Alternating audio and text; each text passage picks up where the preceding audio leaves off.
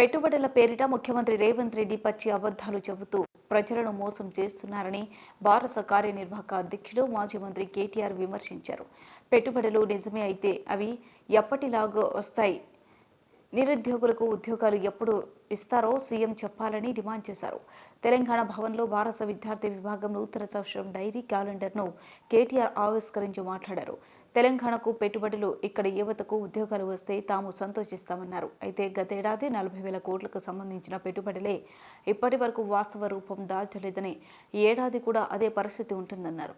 2021లో భారత ప్రభుత్వం ఇచ్చిన రేషన్ కార్డుల పంపిణీ కార్యక్రమంలో ఇప్పటి ఉప ముఖ్యమంత్రి భట్టి విక్రమార్క పాల్గొన్నారు. అయినా ఒక్క రేషన్ కార్డు కూడా అంత చేయలేదని అబద్ధాలు చెబుతున్నారు.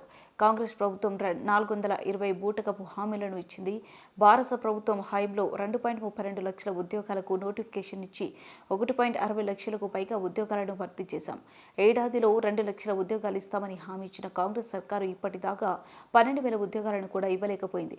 భారత ప్రభుత్వం ఇచ్చిన నోటిఫికేషన్లను తాము ఇచ్చామంటూ కాంగ్రెస్ వాళ్ళు గొప్పలు చెప్పుకుంటున్నారు. ప్రస్తుత ప్రభుత్వ వైఫల్యంతో రాష్ట్రంలో రోజుకు రైతు ప్రాణాలు వదులుతున్నాడని, గురుకులంలోనే విద్యార్థులు ఆత్మహత్యలు చేసుకుంటున్నారని కేటీఆర్ పేర్కొన్నారు.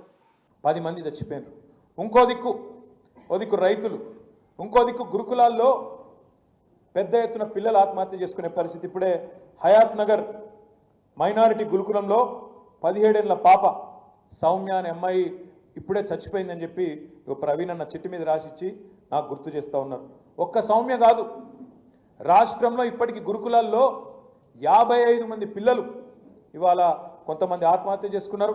ఇంకా దురదృష్టం ఏంటంటే ఒకటే పాఠశాల మెట్పల్లిలో పాము గుట్టి 6 పెద్దాపూర్ అనే ఊరిలో పాము గుడితే అంటే ఎంత చండాలమైన మెయింటెనెన్సు, ఎంత అధ్వానపు పరిస్థితి ఉన్నదో దాన్ని బట్టే మనం చెప్పొచ్చు.